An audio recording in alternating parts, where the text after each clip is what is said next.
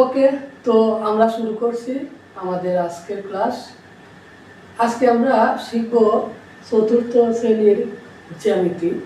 জ্যামিতিতে অধ্যায় 13 এর রেখা ও কোণ, এই অধ্যায়টি আমরা বিস্তারিতভাবে শিখব এবং চতুর্থ শ্রেণীর নতুন সিলেবাস অনুযায়ী কিভাবে প্রশ্নগুলো হয় সেই অনুযায়ী আমরা ধারাবাহিকভাবে জ্যামিতির প্রত্যেকটা রেখা এবং কোণের প্রত্যেকটা বর্ণনা আমরা শিখব বৈশিষ্ট্য সহ।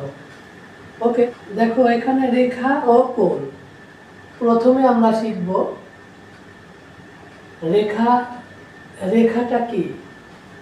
আসলে জ্যামিতিতে আমরা রেখা কাকে বলি, তাই না?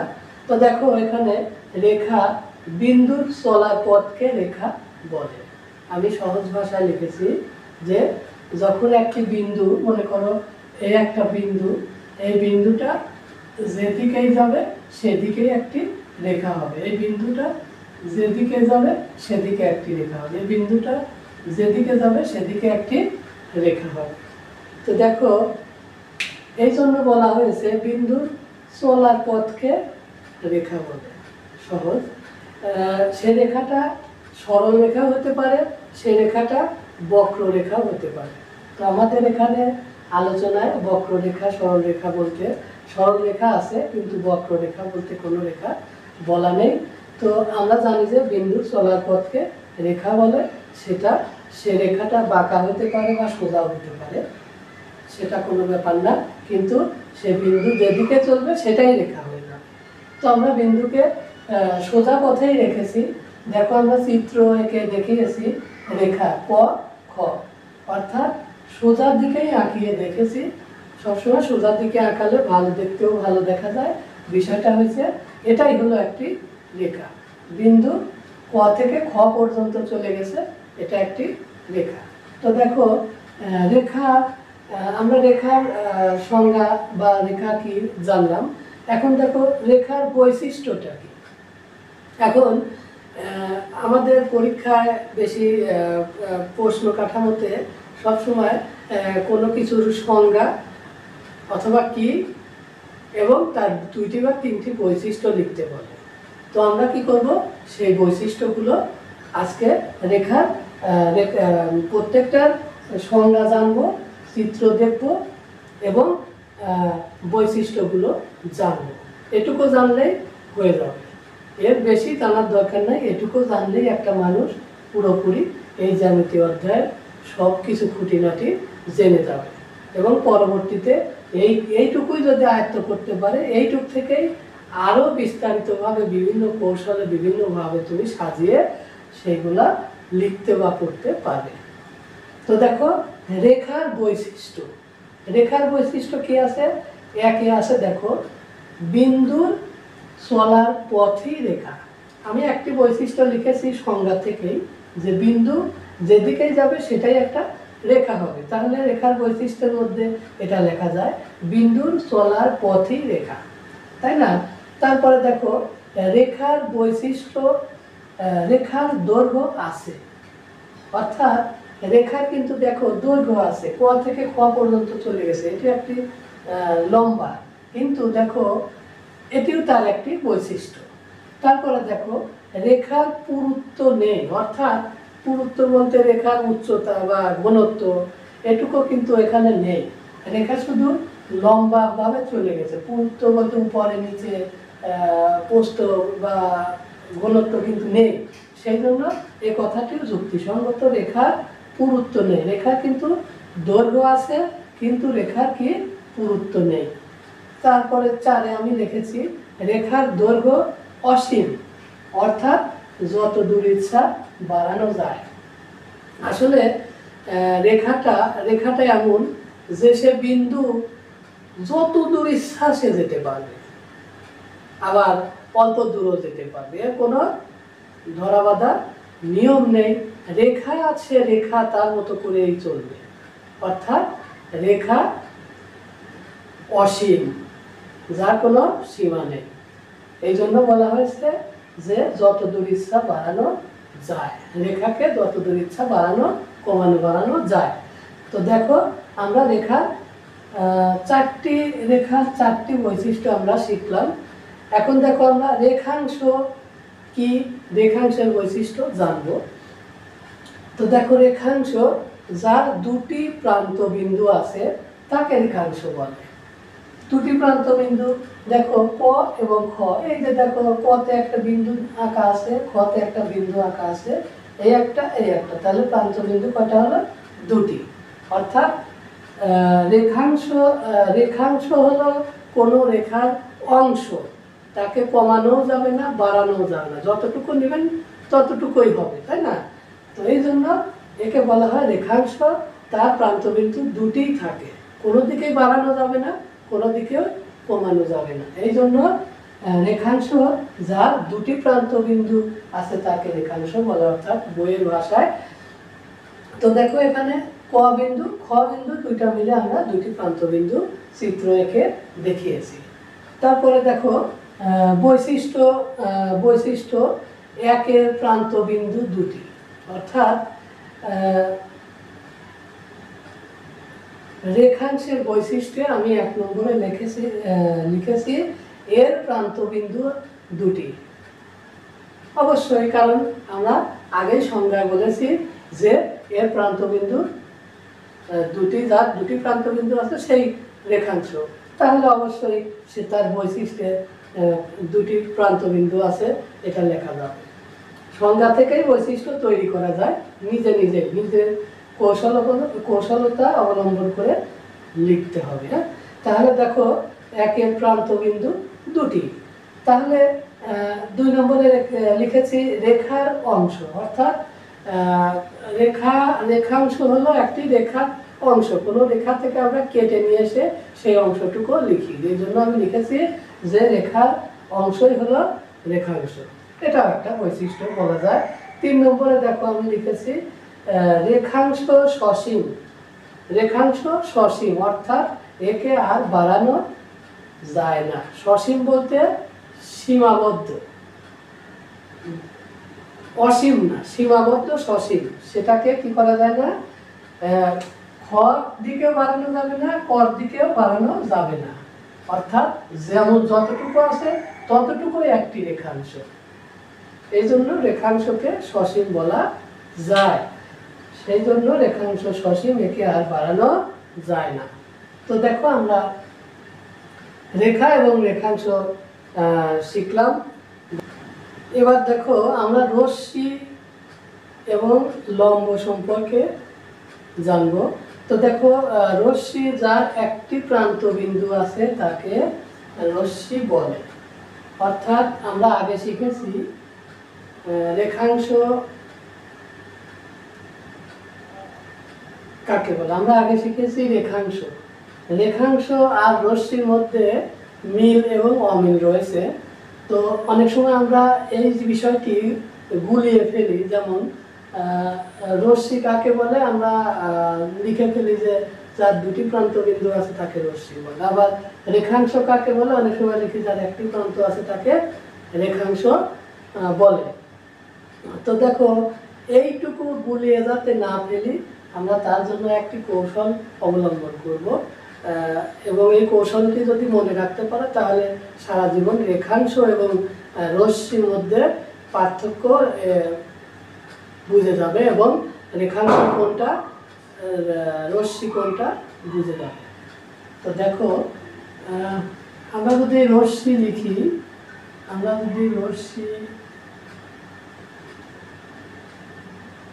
এবং রেখাংশ লিখি,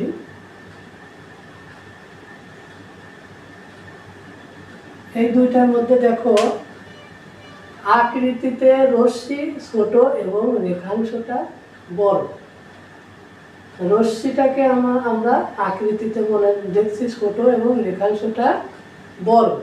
তাহলে দেখো রশ্মি যদি আকৃতিতে ছোট হয় তাহলে রশ্মির একটি প্রান্ত আছে, এবং রেখাংশ যদি আকৃতিতে বড় হয় রেখাংশের দুটি প্রান্ত আছে।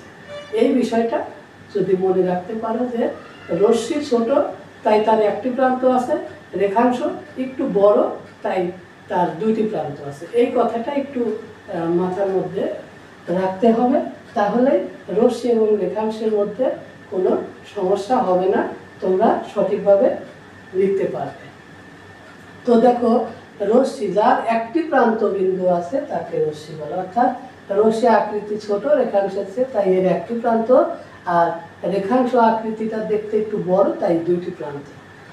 জাস্ট আমি আমার কৌশলতা অবলম্বন করার জন্য বললাম, আমি যে কৌশলে বিষয়টা ঠিক রাখি সেটাই হলো তোমাদের আমি বুঝিয়ে দিলাম।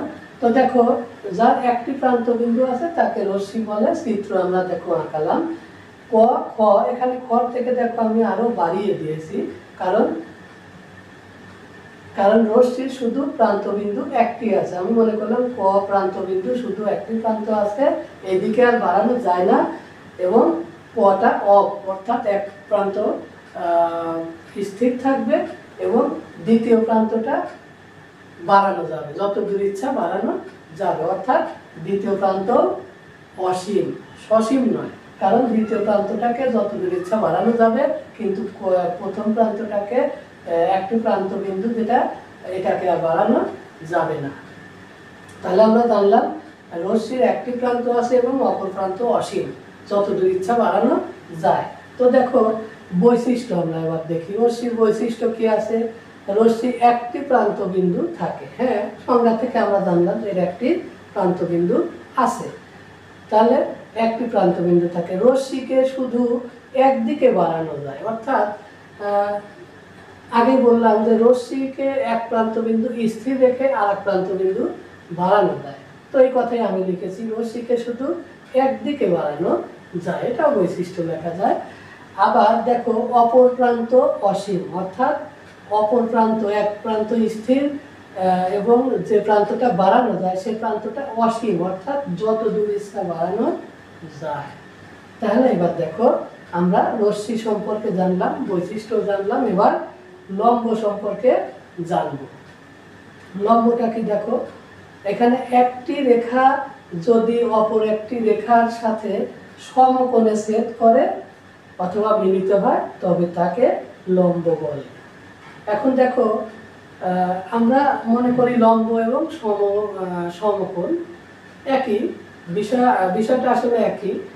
তো দেখো একই, যখন লম্ব কাকে বলে লিখবো, তখন সমকোণে ছেদ করব, আর যখন সমকোণ লিখবো তখন একটি রেখা অপর রেখার উপর লম্বভাবে ছেদ করলে লম্বভাবে বলবো, অর্থাৎ সমকোণ বললে লম্ব বলবো, লম্ব কাকে বলে বললে সমকোণ বলবো, সমকোণে ছেদ করবো। তাহলে আমাদের সমকোণ এবং লম্ব বিষয় দুটি সহজ করে বলা শেখা যাবে।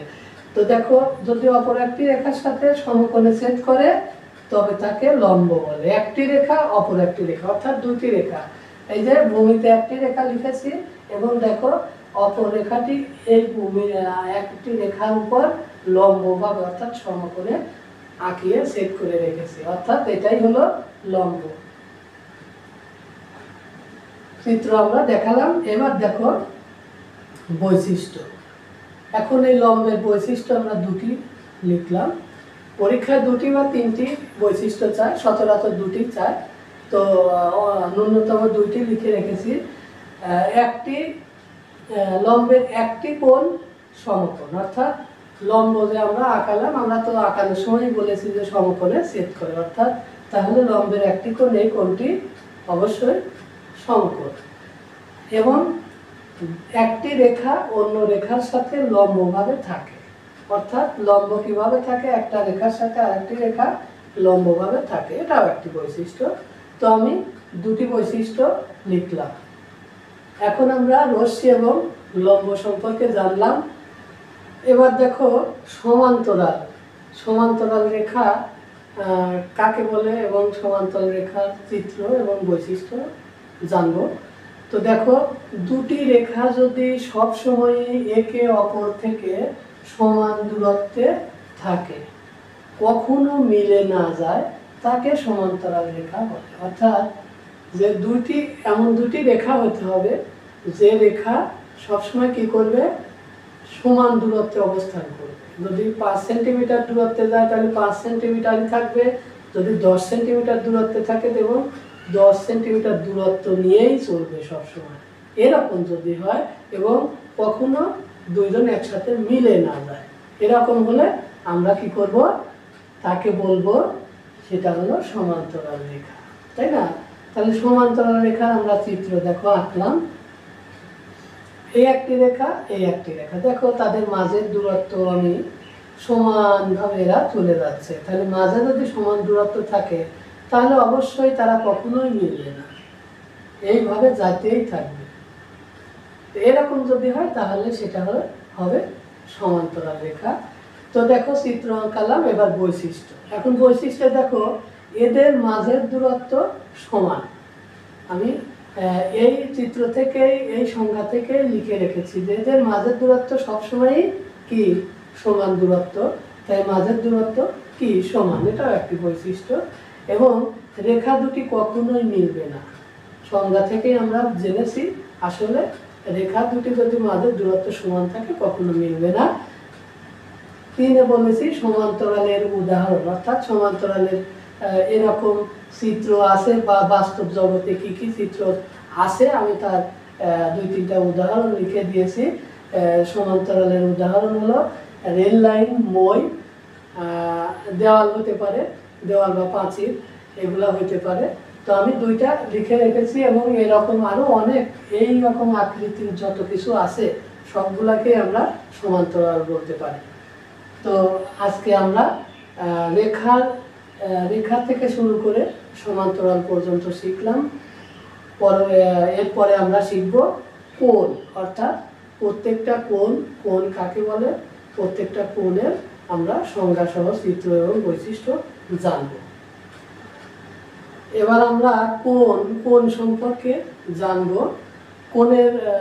কোণের সংজ্ঞা আমরা বলতে পারি যে দুটি রেখা একই বিন্দুতে মিলিত হলে তাকে কোণ বলে। অর্থাৎ আমি যদি মনে করি যে এটা একটি বিন্দু এবং এইটা একটি রেখা এবং এইটা একটি রেখা আসে একই বিন্দুতে মিলিত হলে তাকে আমরা দেখো যে আকৃতিটা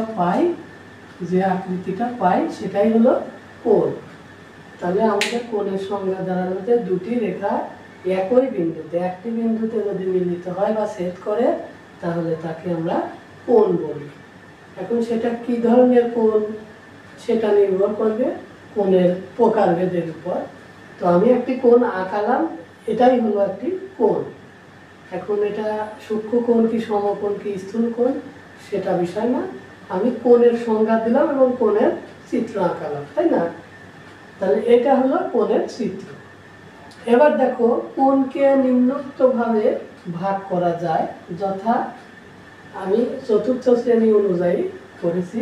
নিম্নোক্তভাবে ভাগ করা যায় যথা সূক্ষ্মকোণ, সমকোণ, স্থূলকোণ, সরলকোণ। অর্থাৎ আমি 4টি কোণ নিম্নোক্তভাবে কোণকে 4টি ভাগে ভাগ করে রেখেছি এবং পর্যায়ক্রমে এগুলো সম্পর্কে আলোচনা করব। তো দেখো সূক্ষ্মকোণ, অর্থাৎ সূক্ষ্ম বলতে আমরা বুঝি ছোট।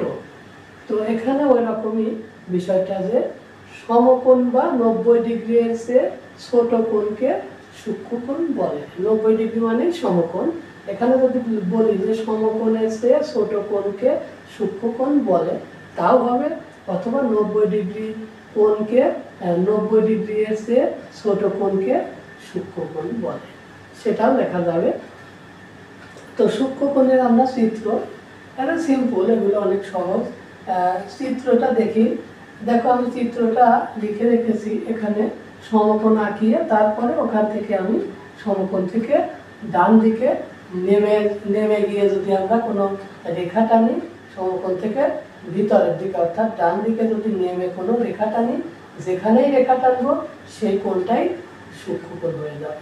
অর্থাৎ দেখো আমি এখানে সমকোণ থেকে ডান দিকে এই পর্যন্ত নিয়েছি, এটা কত ডিগ্রি তা জানি না, এটা আমি সূক্ষ্মকোণ আঁকলাম। সূক্ষ্মকোণ 1 থেকে 89 ডিগ্রি পর্যন্ত সেটা সূক্ষ্মকোণ। তো আমি এই কোণটা আঁকালাম, এটার নাম হলো সূক্ষ্মকোণ। অর্থাৎ 90 ডিগ্রি থেকে ছোট হলেই সেটা সূক্ষ্মকোণ, অর্থাৎ এটাও সূক্ষ্মকোণ। এই কোণটি ক খ গ, এই কোণটি সূক্ষ্মকোণ। চিত্র আমরা জানলাম। এবার সূক্ষ্মকোণের বৈশিষ্ট্য জানবো। দেখো 1 নম্বরে 90 ডিগ্রি কোণের ছোট কোণই হলো সূক্ষ্মকোণ। আমরা সংজ্ঞা থেকেই জানলাম যে 90 ডিগ্রি কোণের ছোট হতে হবে। তো এই জন্য একটি বৈশিষ্ট্য পেয়ে গেলাম যে 90 ডিগ্রি কোণের ছোট কোণই হলো সূক্ষ্মকোণ। আরেকটি বৈশিষ্ট্য আমরা লিখতে পারি যে 1 থেকে 89 ডিগ্রি পর্যন্ত কোণই সূক্ষ্মকোণ। অর্থাৎ 1 থেকে 89 ডিগ্রি পর্যন্ত যে কোণে আমরা অঙ্কন করি প্রত্যেক কোণের নামই হলো সূক্ষ্মকোণ। এই জন্য আমি এই কথাটি লিখেছি। তো দেখো বৈশিষ্ট্য আমরা দুটি করে বৈশিষ্ট্য দিয়েছি। পরীক্ষা সচরাচর দুটি করে বৈশিষ্ট্যই চেয়ে থাকে, তো আমি সেই দিকে নজর রেখে দুটি করে বৈশিষ্ট্য দিয়েছি। তো দেখো এবার সমকোণ। সমকোণের সংজ্ঞা অর্থাৎ পরীক্ষায় এই যে বাচ্চাদের চতুর্থ শ্রেণী, পঞ্চম শ্রেণী, তৃতীয় শ্রেণী এগুলোর প্রত্যেকটা কোণ এই সমকোণটা পরীক্ষায় বেশি বেশি আসে। তো সমকোণ সম্পর্কে ধারণা অবশ্যই তো রাখতেই হবে, সবগুলো সম্পর্কে ধারণা রাখতে হবে। তো সমকোণের দিকে একটু বেশি নজর দিতে হবে। তো দেখো সমকোণ কাকে বলে? সংজ্ঞা সহজ, যেহেতু চতুর্থ শ্রেণীতে আমরা সবাই আছি। সমকোণ 90 ডিগ্রি কোণকে সমকোণ বলে। 90 ডিগ্রি কোণকে সমকোণ বলে, অর্থাৎ যে কোণটা 90 ডিগ্রি সমান সেই কোণটাই হলো সমকোণ। তাহলে আমরা সমকোণের চিত্র আঁকিয়ে দেখি। এই যে আমরা দেখো একটি রেখার উপর আরেকটি রেখা লম্বভাবে হলেই সেটা সমকোণ হয়। আমি আঁকালাম এবং এই কোণটার নাম হলো সমকোণ, এই আকৃতিটার নাম হলো সমকোণ। এখন তোমরা কোণ কিভাবে আঁকাবে, তাই না? কোণ, প্রত্যেকটা কোণ তোমরা চাঁদার সাহায্যে আঁকাবে। চাঁদাতে 1 থেকে 180 ডিগ্রি পর্যন্ত কোণ অঙ্কন করা রয়েছে। ওখান থেকে দাগ দেখে ওই যে কোণ যত ডিগ্রি কোণ, ওই ডিগ্রি কোণের উপর বিন্দু বসিয়ে তোমরা বিন্দুগুলো যোগ করে দিলেই আমাদের সেই কোণ হয়ে যাবে। তো চাঁদার সাহায্যে প্রত্যেকটা কোণ তোমাকে অঙ্কন করতে হবে। কোণের আকৃতি পরিমাপের জন্য, অর্থাৎ কোণ পরিমাপের একক হলো আমরা জানি ডিগ্রি। অর্থাৎ কোণ পরিমাপের এককটির নাম হলো ডিগ্রি। সেটা কীরকম দেখতে? এই যে ছোট একটি শূন্য, সেই শূন্যটা বসাইতে হবে কোথায়? কোনো অঙ্ক বা সংখ্যা উপরে একটু ডান দিকে সরিয়ে বসালেই সেটা কোণ হবে, ডিগ্রি বা কোণ হবে। তাহলে আমরা কোণ পরিমাপের এককের নাম জানলাম ডিগ্রি। তো দেখো এখন সমকোণের বৈশিষ্ট্যগুলো আমরা একটু জেনে নিই। সংজ্ঞা জানা থাকলেই সমকোণের বৈশিষ্ট্য জানা যায়। তো সমকোণকে আমরা আরও একটিভাবে সংজ্ঞায়িত করতে পারি। সেটা হলো, যদি একটি রেখার উপর আরেকটি রেখা, অর্থাৎ একটি সরল রেখার উপর আরেকটি সরল রেখা যদি লম্বভাবে ছেদ করে, তবে তাকে আমরা কি বলি? সমকোণ বলি। একটি সরল রেখার উপর আরেকটি সরল রেখা যদি লম্বভাবে ছেদ করে, তাহলে তাকে আমরা সমকোণ বলে থাকি। এখানে আমরা বলেছি 90 ডিগ্রি কোণকে সমকোণ বলে, অর্থাৎ অনেক সহজ ভাষায় বলে দিয়েছি। তো সমকোণের বৈশিষ্ট্য আমরা দেখি। সমকোণের বৈশিষ্ট্য 1 নম্বরে আছে একটি কোণ সমকোণ, অর্থাৎ কোণ, এখানে কোণই একটি, সেই কোণটি কি? সমকোণ। এখানে যদি ত্রিভুজ আকারে হতো তাহলে কোণ 3টি হতো। তো এখানে একটি কোণ, সেই কোণটি হলো সমকোণের 90 ডিগ্রি। অবশ্যই সমকোণ হতে হলে সে 90 ডিগ্রি হবে। এখানে একটি কোণ সমকোণ সেটাও লেখা যায়। তো আমি 2 নম্বরে দেখো দেখিয়েছি একটি রেখা অন্য রেখার উপর লম্ব। এই বৈশিষ্ট্য, এই চিত্র থেকে আমি বৈশিষ্ট্যটা লিখলাম যে একটি রেখা, এই রেখার উপর আছে লম্বভাবে। তো অতএব এই কথাটি লেখা যায় যে একটি রেখা আরেকটি রেখার উপর লম্ব। তো সমকোণ কি? সমকোণের বৈশিষ্ট্য আমরা জানলাম। এবার স্থূলকোণ। স্থূলকোণ কাকে বলে এবং এর বৈশিষ্ট্য জানবো, এবং সরল কোণ কাকে বলে এর বৈশিষ্ট্য জানবো।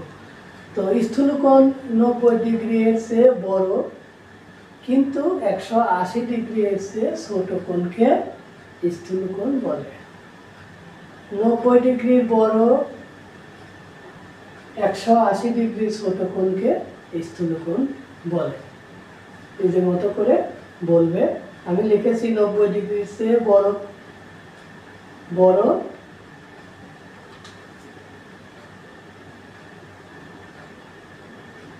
এখানে অথচ দিতে পারি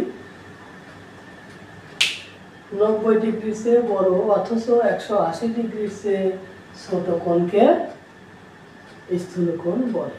অর্থাৎ এখন শুধু 90 ডিগ্রির বড় হলেই সে স্থূলকোণ হতে পারবে না, সে আবার তার আবার লিমিট আছে, 180 ডিগ্রি থেকে আবার ছোট হতে হবে। এখন 90 ডিগ্রি বড় কোণকে স্থূলকোণ বলে, সেটা যদি আমরা বলি তাহলে সে 500 ডিগ্রি হলে স্থূলকোণ, কিন্তু আরও কোণের বিভাজন আছে। এই জন্য আমাদের এই সংজ্ঞা পুরোপুরি সঠিক হতে হলে বলতে হবে 90 ডিগ্রি চেয়ে বড় কিন্তু 180 ডিগ্রি চেয়ে ছোট কোণকে আমরা বলি হলো স্থূলকোণ। দেখো চিত্র আমরা লিখেছি, এই যে দেখো চিত্র যদি আমরা এরকম লিখতাম, এটা হলো সমকোণ এবং এর ভিতরে যদি কোনো কোণ আঁকি সেগুলো হলো সূক্ষ্মকোণ। কিন্তু 90 ডিগ্রির বাইরে অর্থাৎ ডান দিকে যদি আমরা কোনো কোণ আঁকি, এই প্রত্যেকটা কোণই হবে এক একটি স্থূলকোণ। দেখো 90 ডিগ্রি থেকে আমরা ডান দিকে 3টি কোণ আঁকিয়েছি, 3টি কোণই স্থূলকোণ। তাই দেখো আমি চিত্র দেখিয়েছি, এই যে ক খ গ একটি স্থূলকোণ, কারণ এটি 90 ডিগ্রি চেয়ে বড় এবং 180 ডিগ্রি অর্থাৎ এক সরলকোণের চেয়ে আবার ছোট, এই জন্য একে আমরা স্থূলকোণ বলে থাকি। তো দেখো স্থূলকোণের বৈশিষ্ট্য হলো, 1 নম্বরে বলছি কোণের মান 90 ডিগ্রি বেশি। আমরা সংজ্ঞা থেকে জানলাম যে 90 ডিগ্রির চেয়ে বেশি স্থূলকোণ, 180 ডিগ্রির চেয়ে আবার কম হয়, এটা একটি বৈশিষ্ট্য। তারপরে দেখো 2, এক সরল কোণের চেয়ে ছোট, অর্থাৎ 180 ডিগ্রির চেয়ে ছোট, এটাও একটি বৈশিষ্ট্য। 3 নম্বর সমকোণের অর্থাৎ 90 ডিগ্রির চেয়ে বড় কোণ। স্থূলকোণটা 90 ডিগ্রির চেয়ে বড় আর এক সরল কোণ অর্থাৎ 80 ডিগ্রির চেয়ে ছোট। তাহলে আমরা এই কথাগুলো লিখেছি, এই কথাগুলো সঠিক এবং এই কথাগুলো দিয়ে আমরা বৈশিষ্ট্য তৈরি করে নিলাম। তো এবার দেখো আমরা শিখব সরল কোণ কাকে বলে। এত সময় আমরা জানলাম 180 ডিগ্রি এবং সরল কোণ কথা শুনলাম, কিন্তু সরল কোণটা কি, সরল কোণ কাকে বলে, বৈশিষ্ট্য কি আমরা এখন জানব। তো দেখো সরল কোণ, 180 ডিগ্রি কোণকে সরল কোণ বলে। দেখো আমরা সংক্ষেপে অতি সহজ করে লিখি, 180 ডিগ্রি কোণকে সরল কোণ বলে।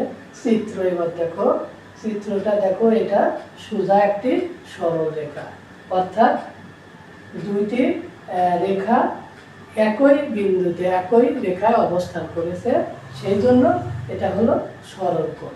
সরল কোণের মান 180 ডিগ্রি। এই যে দেখো আমরা দেখিয়েছি যে বিন্দু, এই বিন্দুর এই পাশে আর এই পাশে, এই পাশে 90 ডিগ্রি, এই পাশে 90 ডিগ্রি, দুইটা 90 ডিগ্রি মিলে আমরা 180 ডিগ্রি পেয়েছি, এই জন্য এটার নাম হলো সরল কোণ 180 ডিগ্রি। তো দেখো সরল কোণের চিত্র এইরকম, ভালো করে দেখে নিবে। এবং বৈশিষ্ট্য 1 নম্বরে দেখো লিখেছি, একটি সরল কোণের পরিমাপ 180 ডিগ্রি। হ্যাঁ, সত্য কথা, কারণ আমরা সংজ্ঞায় বলেছি 180 ডিগ্রি কোণকে সরল কোণ বলে, এই জন্য একটি সরল কোণের পরিমাপ 180 ডিগ্রি অবশ্যই হবে। সরল কোণের পরিমাপ 180 ডিগ্রি কমও হয় না, বেশিও হয় না, এটাই হলো সরল কোণ। 2 নম্বরে দেখো, একটি সরল কোণ দুটি সমকোণের সমষ্টি, অর্থাৎ একটি সমকোণের মান 90 ডিগ্রি, তাহলে দুইটি সমকোণ যদি আমি 90 ডিগ্রি যোগ 90 ডিগ্রি, তাহলে যোগ করলে কত হয় 180 ডিগ্রি, অর্থাৎ দুইটা সমকোণ যদি আমরা যোগ করি তাহলে একটি সরল কোণ পাওয়া যায়। এখানেও তাই, এখানে মনে করে যে এর উপরে মনে মনে একটি যদি আমরা বাহু আঁকি বা রেখা আঁকি, তাহলে দেখো এই রেখা এই কোণটা 90 ডিগ্রি, এই কোণটা 90 ডিগ্রি, দুইটা মিলে কি হচ্ছে একটি সরল কোণ হচ্ছে, অর্থাৎ 180 ডিগ্রি হচ্ছে। এটা এই কথাটা সঠিক। এবার দেখো সরল কোণের বাহু দুটি একটি সরল রেখায় অবস্থিত। এখন সরল কোণের দুটি বাহু অর্থাৎ একসাথে মিলিত হয়েছে বিধায় মনে হচ্ছে একটি রেখা, কিন্তু এখানে দুইটি বাহু রয়েছে। যেমন ক আর খ একটি বাহু, ক আর খ এই যে বিন্দুর এইটুকু একটি বাহু, খ আর গ অর্থাৎ এখান থেকে এইটুকু একটি বাহু। এই দুইটি বাহু কি করছে একই সরলরেখার সাথে মিলিত হয়েছে অর্থাৎ অবস্থিত হয়েছে। সেই জন্য আমরা একথা বলতে পারি যে সরল কোণের বাহু দুটি একটি সরলরেখায় অবস্থিত। এবার আমরা সন্নিহিত কোণ কি এবং সন্নিহিত কোণের বৈশিষ্ট্য সম্পর্কে জানব। সন্নিহিত কোণ যখন দুটি কোণের একই সাধারণ বাহু ও একই সাধারণ শীর্ষবিন্দু থাকে এবং তারা পরস্পরে সমাপতিত না হয়, অর্থাৎ পরস্পরে একসাথে মিলে না যায়, তবে কোণদ্বয়কে সন্নিহিত কোণ বলে। আবার বলি, যখন দুটি কোণের একটি সাধারণ বাহু ও একটি সাধারণ শীর্ষবিন্দু থাকে, দুটি কোণের একটি সাধারণ বাহু থাকবে এবং একটি শীর্ষবিন্দু থাকবে, এবং সেই বাহু এবং বিন্দু একসাথে মিলে যাতে না যায়, এরকম যদি হয় তাহলে কোণদ্বয়কে বলে সন্নিহিত কোণ। তাহলে সন্নিহিত কোণের চিত্র হলো, দেখো ক খ ঘ, অর্থাৎ ক এইটা হলো ক কোণ এইটুকু, আর এইটুকু হলো খ কোণ। ক কোণ আর খ কোণ মিলে দুটি কোণ একসাথে যুক্ত হয়েছে, সেই জন্য এই দুটি কোণকেই আমরা কি বলি সন্নিহিত কোণ বলি। এখানে দেখো আমরা বলেছি যে দুটি কোণের একই সাধারণ বাহু। সাধারণ বাহু মানে দুটি কোণের সাথে দুটি কোণেরই একটাই বাহু, অর্থাৎ দুটি কোণেরই একটাই বাহু মিল আছে, যে এই কোণেরও বাহু এটা, এই কোণেরও বাহু এটা। অর্থাৎ দেখো ক কোণের বাহু দেখো খ আর গ, এবং খ কোণেরও বাহু দেখো, এই খ কোণেরও বাহু দেখো খ আর গ, এই দুইটা কিন্তু এই কোণের বাহু, এই ক কোণের বাহু খ ক, আবার খ কোণের বাহু দেখো খ গ, অর্থাৎ এইটি মিলে এই কোণ হয়েছে, আবার এইটি মিলে আবার এই কোণ হয়েছে। এই কোণটা এই বাহুটা এখানেও আছে, এখানে মিলিত হয়েছে, আবার এই বাহুটা এই কোণের সাথে মিলিত হয়েছে, অর্থাৎ ক কোণ এবং খ কোণের মধ্যে একটাই সাধারণ বাহু হলো খ আর গ। এই জন্য বলেছে যে যাদের দুটি কোণের যদি একই সাধারণ বাহু ও একই সাধারণ শীর্ষবিন্দু থাকে, একই সাধারণ শীর্ষবিন্দু থাকে। একই সাধারণ শীর্ষবিন্দুটা আবার কি, দেখো ক এবং খ, খ এবং ঘ, ঘ এর মধ্যে এই যে খ এইখানে এটা মনে হলো বিন্দু, এখানে হলো এটা হলো বিন্দু। এটা যদি বিন্দু হয় তাহলে দেখো ক খ, এই ক কোণেরও বিন্দু এটা খ, আবার খ কোণেরও বিন্দু এটা খ। এই জন্য বলেছে যে এর যখন দুটি কোণের একই সাধারণ বাহু থাকে এবং একই শীর্ষবিন্দু থাকে, দেখো খ, ক কোণেরও শীর্ষবিন্দু খ, খ কোণেরও শীর্ষবিন্দু খ, এবং তারা কি করেছে পরস্পরে সমবর্তিত না হয়, অর্থাৎ একসাথে মিশে না যায়। দেখো এটা আলাদা একটা কোণ, এটা আলাদা একটা কোণ, তাহলে আমাদের শর্ত পূরণ হয়েছে। এই জন্য এই কোণকে আমরা বলতে পারি আমাদের শর্ত পূরণ হয়েছে, এই জন্য আমরা এই কোণদ্বয়কে বলতে পারি সন্নিহিত কোণ। এখন সন্নিহিত কোণের বৈশিষ্ট্য আমরা জানব।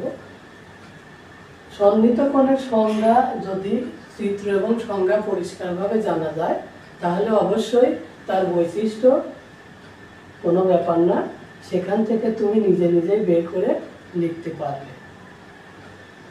মেন ফোকাসটা তোমার দিতে হবে সন্নিহিত কোণের সংজ্ঞা, প্রত্যেকটা কোণ বা রেখার সংজ্ঞাটা এবং চিত্রটাকে ভালো করে ফোকাস করতে হবে এবং এই দুইটাকে ভালো করে বুঝতে হবে, জানতে হবে, তাহলে তুমি নিজে নিজেই এখান থেকে বৈশিষ্ট্য তৈরি করে নিতে পারবে। তো দেখো বৈশিষ্ট্য 1 নম্বরে আমি লিখেছি এদের একটি সাধারণ বাহু থাকে, আছে না? এই যে দুইটা কোণের খ খ আর গ একটি, এই বাহুটা সাধারণ বাহু। তাহলে আমাদের কথা ঠিক, এই বৈশিষ্ট্য হবে কোণদ্বয় একে অপরের একটি সাধারণ বিন্দু থাকে। দেখো ক কোণেরও বিন্দু খ, খ কোণেরও বিন্দু খ, তাহলে একটি সাধারণ বিন্দু রয়েছে, একটি সাধারণ বিন্দু থাকে, এটাও সঠিক। এবার দেখো কোণদ্বয় একে অপরের পাশে অবস্থান করে, অর্থাৎ দুইটি কোণ যে তৈরি হয়েছে সেই কোণ দুটি তো একেবারে আলাদা আলাদা তৈরি হয়নি, তারা একে অপরের এই পাশে একটা কোণ আর এই পাশে একটা কোণ, অর্থাৎ একে অপরের পাশাপাশি অবস্থান করেছে, অর্থাৎ এই কথাটিও সত্য। তাহলে আমরা সন্নিহিত কোণেরও তিনটি বৈশিষ্ট্য লিখে ফেললাম। হ্যাঁ, এবার আমরা পূরক কোণ, পূরক কোণ কাকে বলে, পূরক কোণের বৈশিষ্ট্য জানবো। এবার পূরক কোণ, যদি দুটি কোণের সমষ্টি এক সমকোণ হয় তবে কোণ দ্বয়কে একে অপরের পূরক কোণ বলে। আমি একে অপরের লিখি নাই, একে অপরের লিখে নিতে হবে, না লিখলেও হবে। পূরক কোণ, যদি দুটি কোণের সমষ্টি এক সমকোণ হয় তবে কোণ দ্বয়কে পূরক কোণ বলে, কোণ দ্বয়কে একে অপরের পূরক কোণ বলে। এখন কথা হলো যে দুটি কোণই তৈরি করো, যদি দুইটি কোণ তৈরি করো সেই কোণ দুটি যোগ করলে 90 ডিগ্রি হতে হবে, অর্থাৎ এক সমকোণ হতে হবে। তার কম বা বেশি হলে সেটা পূরক কোণ হবে না। তাহলে আমরা দেখি চিত্র কি রকম হয়। এই যে দেখো চিত্র, ক খ খ ঘ খ গ, অর্থাৎ আগে সমকোণ তৈরি করেছি, তারপরে মাঝখান দিয়ে একটি বা একটু কম বেশি করে একটি বাহু টেনেছি, টানার পরে সমকোণকে আমরা দুটি ভাগে ভাগ করলেই হয়ে যাবে পূরক কোণ। অর্থাৎ সমকোণকে আমরা দুটি ভাগে দুটি কোণ এঁকেছি এবং কোণ দুটি একে অপরের পূরক কোণ হয়েছে। কিন্তু দেখো অনেকেই মনে করছে যে সন্নিহিত কোণ আর সমকোণ তো তাহলে একই না। সন্নিহিত কোণ কিন্তু দুটি কোণের যোগফল এক সমকোণ হতেও পারে, নাও পারে, কিন্তু সমকোণে পূরক কোণে দুটি কোণের যোগফল অবশ্যই 90 ডিগ্রি হতে হবে, তবেই সেটা পূরক কোণ হবে। তাহলে দেখো সন্নিহিত কোণ আর পূরক কোণে একটু পার্থক্য আছে, ওটাও দুটি কোণ এটাও দুটি কোণ। তো দেখো তাহলে আমরা এক সমকোণকে দুটি কোণে ভাগ করলাম এবং সেই কোণ দুটি যদি আবার যোগ করি তাহলে সেটা হবে পূরক কোণ। তো দেখো পূরক কোণের চিত্র আমি এঁকেছি। পূরক কোণের সংজ্ঞা কি, যদি দুটি কোণের সমষ্টি এক সমকোণ হয় তবে কোণ দ্বয়কে একে অপরের পূরক কোণ বলে। তাহলে দুটি কোণ, এই কোণ আর এই কোণ যোগ করলে অবশ্যই এক সমকোণ হবে, 90 ডিগ্রি হবে। আচ্ছা, তাহলে কোণ দ্বয়কে একে অপরকে, অর্থাৎ এই কোণকে পূরক কোণ, এই কোণের এই কোণ পূরক কোণ এই কোণের, হ্যাঁ, একে অপরের পূরক কোণ বলে। তাহলে বৈশিষ্ট্য লিখবো আমরা কি, যে পূরক কোণ দ্বয় অবশ্যই 90 ডিগ্রি ছোট হয়। এখন আমরা তো জানলাম যে দুটি পূরক কোণ মিলে একটি সমকোণ হয়েছে, তো অবশ্যই পূরক কোণের মান 90 ডিগ্রি ছোট হবে, কারণ দুইটি সমকোণ মিলে, দুইটি কোণ মিলে যদি একটি সমকোণ হয় তাহলে পূরক কোণ তো অবশ্যই 90 ডিগ্রি ছোট। যদি বড় হতো তাহলে তো দুই সমকোণের দুটি কোণের সমষ্টি এক সমকোণের চেয়ে বড় হয়ে যেত। সেই জন্যই এখানে বলছে এই শর্তটি সঠিক, পূরক কোণটা অবশ্যই 90 ডিগ্রি ছোট হয়, এতে কোনো দ্বিধাদ্বন্দ্ব নেই, অবশ্যই হবে 90 ডিগ্রি ছোট। কারণ এই যে আমি এখানে একটা কোণ আঁকালাম, এখানে একটা কোণ, এই কোণটা কি 90 ডিগ্রি হবে বা তার বেশি হবে? হবে না। এই কোণটা কি 90 ডিগ্রি হবে না তার বেশি হবে? হবে না। তাহলে এই কথাটা অবশ্যই সঠিক। এবার দেখো দুটি পূরক কোণ মিলে একটি সমকোণ তৈরি হয়, দুটি পূরক কোণ মিলে একটি সমকোণ তৈরি হয়, একই কথা। আমরা দুটি পূরক কোণ তো একটি সমকোণকে ভেঙেই লিখেছি, সেজন্য এই কোণ আর এই কোণ যদি যোগ করি তাহলে তো অবশ্যই সমকোণ হবে, 190 ডিগ্রি হবে, এটাও সঠিক। এবার দেখো পূরক কোণ দ্বয়ের একটি সাধারণ বাহু থাকে। এখন আবার বলছে যে পূরক কোণ দ্বয়ের একটি সাধারণ বাহু থাকে, এ কথা আমি লিখলাম। কেন লিখলাম দেখো, দেখো যে পূরক কোণের দুইটি পূরক কোণ তৈরি হয়েছে, এই একটি পূরক কোণ, এই একটি পূরক কোণ। এই কোণেরও সাধারণ বাহু এটা, এই কোণেরও সাধারণ বাহু এটা। তাহলে কি আমরা এই কথা লিখতে পারি যে পূরক কোণদ্বয়ের একটি সাধারণ বাহু থাকে। আমরা এখান থেকে এটা পরিষ্কারভাবে বুঝলে আমরা এখানে বৈশিষ্ট্য লেখা কোনো ব্যাপারই না। তো এইভাবে আমরা বৈশিষ্ট্যগুলো বের করে লিখব, আর সংজ্ঞা এবং চিত্রগুলো মনোযোগ সহকারে পড়ব এবং জেনে নিব, যাতে করে আমরা বৈশিষ্ট্যগুলো লিখতে পারি।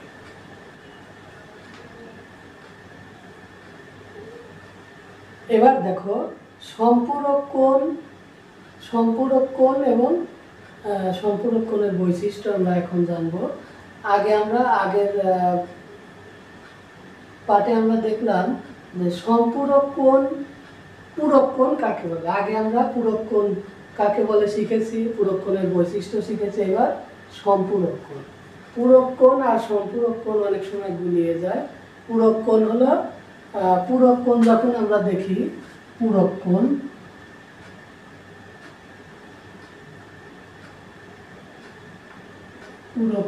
তারপরে সম্পূরক কোণ।